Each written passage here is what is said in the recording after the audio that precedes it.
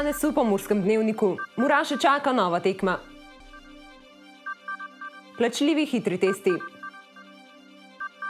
Krepitev področja raziskav. Na Hrvaško v pomoč slovenski policisti. Vreme, jutri bo pretežno jasno.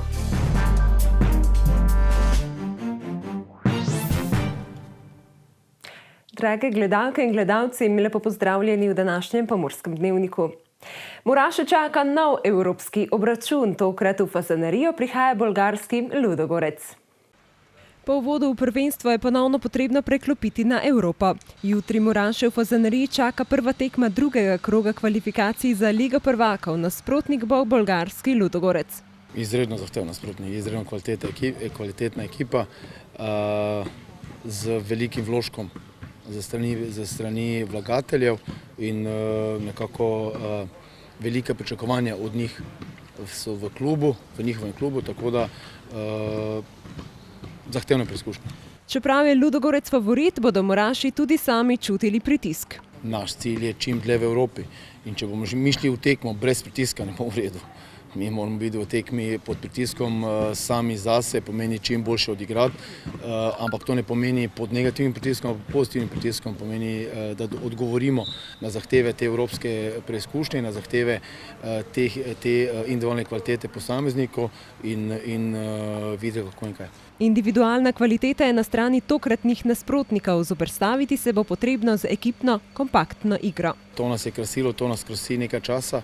Seveda tudi Ludogorec igra kolektivno, ne igrajo oni individualno, enostavno imajo pa res na pozicijah, predvsem v ofenzivnem delu, individualne igralci, ki lahko sami z eno potezo rešijo tekmo.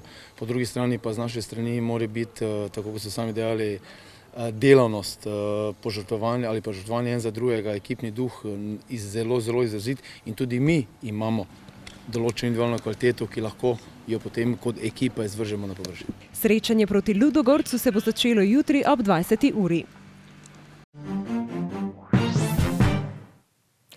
Hitri antigenski testi na novi koronavirus bodo od 23. avgusta brezplačni le še za določene skupine, za večino pa ne več. Od 23. avgusta testiranje za večino prebivalstva ne bo več brezplačno. Iz državnega proračuna se bodo zagotavljala sredstva za hitre teste le tistih oseb, ki se iz medicinskih razlogov ne smejo cepiti, kar lahko izkazujejo zdravniškim potrdilom, ter tudi za tiste, ki niso preboleli COVID-19 oziroma niso polno cepljeni, lahko pa povzročijo širjenje COVID-19 s svojim delom ali ravnanjem v okolju, kjer obstaja neposredna nevarnost za širjenje. Kot so navedli v sporočilu po dopisni seji vlade, so to uporabniki zdravstvenih storitev, oskrbovanci socialno-varstvenih zavodov, osebe v zavodih za prestajanje kazni zapora, pogojnih domovih, centrih za tujce, varnih hišah, azilnih domovih, integracijskih hišah in kriznih centrih za otroke. Uredba tudi določa, da se za učence in dijake izvaja samotestiranje s hitrim antigenskim testom tako, da testirana oseba sama opravi odvzem brisa in odčita rezultat. Način izvajanja samotestiranja pa natančneje določi minister v soglasju z ministrom, pristojnim za izobraževanje. Na včerajšnjem neformalnem srečanju na Brdu pri Kranju so se ministri Evropske unije, pristojni za raziskave, v en glas strinjali, da Evropa potrebuje enoten raziskovalni prostor.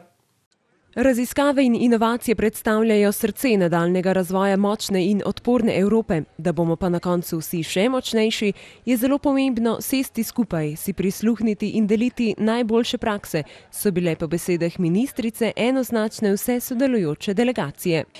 Tukaj nas čaka veliko dela, vsi skupaj se moramo usesti. Ne samo države članice, ne samo Evropska komisija in Evropski parlament, ampak predvsem skupine, za katere iščemo rešitve za prihodnost raziskovalnega prostora.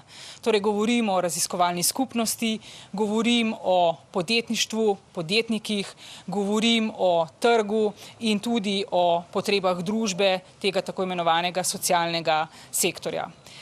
Samo na ta način bomo lahko naredili raziskovanje in pa v tej povezavi tudi znanje kot tisto orodje v rokah človeka in njegovega boljšega jutrišnjega dne. Na srečanju so bili predstavljeni številni ukrepi za nadaljnje spodbujanje raziskav in inovacij v evropskem prostoru. Predstavljeni so bili tako finančni, infrastrukturni in tudi tako imenovani mehki ukrepi. V drugem delu današnjega popoldneva smo se pogovarjali tudi o vlogi Evropske unije v raziskovalnem inovacijskem sodelovanju z drugimi državami, ne članicami Evropske unije in mednarodnimi organizacijami. Enotna tudi tule je bila ocena in zaveza, da je naše medsebojno sodelovanje več kot pomembno in potrebno. Da moramo skupaj poiskati načine in poti, kako, na kakšen način bomo najbolje in najbolj optimalno sodelovali kljub našim razlikam.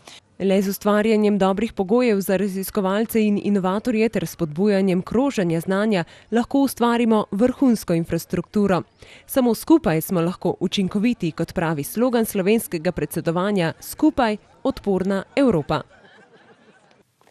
Ob nenadni smrti župana občine Kobilje Roberta Ščapa je sožalje njegovi družini izrazil tudi predsednik Borut Pahor. Žalna seja v spomin Robertu Ščapu bo v četrtek ob 17. uri v dvorani Centra za izvajanje kulturnih dejavnosti na Kobilju. Hkrati bo možen vpis v žalno knjigo v sejni sobi občine Kobilje v četrtek in petek. Občina Kobilje je pred dnevi nenadno in nepričakovano izgubila župana Roberta Ščapa, ki je preminil v 55. letu starosti. Pogreb župana bo v petek ob 17. na novem pokopališču v Lendavi. Organiziran bo tudi avtobusni prevoz iz Kobilja. Prijave za prevoz lahko sporočite na občino Kobilje do četrtka do 12. ure. Med turistično sezono so na Hrvaško kot pomoč za mesec dni odšli slovenski policisti, med njimi policist iz Gornje Radgone. Slovenska policija je tudi letos na Hrvaško poslala 3 slovenske policiste, ki bodo na vrhuncu turistične sezone hrvaškim policistom v pomoč pri postopkih s slovenskimi državljani. Tako med 17. julijem in 18. avgustom na Hrvaškem svoje delo opravljajo 3 slovenski policisti, ki so pomoč slovenskim turistom. Sodelovali bodo pri policijskih dejavnostih, ki jih hrvaški policisti opravljajo v povezavi s slovenskimi državljani, predvsem pa omogočali hitrejšo komunikacijo s slovenskimi turisti ter dali predloge glede obravnavanja slovenskih državljanov. Slovenski policisti bodo svoje naloge opravljali na območju Ličko-senjske in Primorsko-goranske policijske uprave v sodelovanju s hrvaškimi policisti, na območju Istrske policijske uprave pa bo deloval Dominik Kosi iz policijske postaje Gornja Radgona. Tovrstno sodelovanje med hrvaško in slovensko policijo poteka že od leta 2011 in se je izkazalo kot izjemno koristno. Sobota Info letos praznuje 20 let in ob tej okrogli obletnici pripravlja tudi veliko nagradno igro, v kateri lahko sodelujete tudi vi. Sobota Info že 20 let raziskuje in odkriva aktualno dogajanje ter je tako prvi vir informacij v Pomurju. Da bi počastili teh 20 let, so se v uredništvu lotili akcije Sobota Info časti, ki poteka v 19 pomurskih gostilnah. Gostinec vam ob kavi ali drugem napitku postreže sladkor s QR kodo, ki jo je potrebno poskenirati s telefonom. Povezava vodi do spletne strani, na kateri izpolnite obrazec za sodelovanje v igri. Sobota Info tako enkrat mesečno izžreba 21 nagrajencev.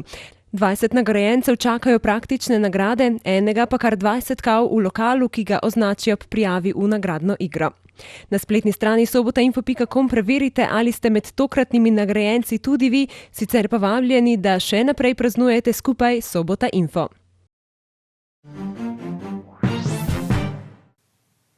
Le še danes smo imeli nekoliko bolj muhasto vreme, vsak dan tega tedna pa bo toplejši in bolj sončen. Več pa v vremenski napovedi. Danes smo imeli sončen dan s temperaturami okrog 26 stopinj Celzija. Opoldne smo v Murski Soboti, Radencih in v Lendavi izmerili 25 stopinj, v Krajinskem parku Goričko pa 23 stopinj Celzija. Jutri bo pretežno jasno, na Primorskem bo dopoldne pihala šibka burja. Najnižje jutranje temperature bodo v severovzhodni Sloveniji, v Murski Soboti in Mariboru 13 stopinj, čez dan pa bomo izmerili v Murski Soboti 28 in v Mariboru 25 stopinj Celzija. V četrtek in petek bo prevladovalo sončno vreme, predvsem v petek popoldne lahko v gorskem svetu nastane kakšna nevihta. Temperature v naših krajih se bodo gibale zjutraj okrog 14 stopinj, čez dan pa okrog 28 stopinj Celzija. Toliko smo vam pripravili v današnjem Pomurskem dnevniku. Za več informacij obiščite našo spletno stran www.tvidea.si. Želim vam lep in miren preostanek dneva ter vas vabim v našo družbo tudi jutri. Nasvidenje.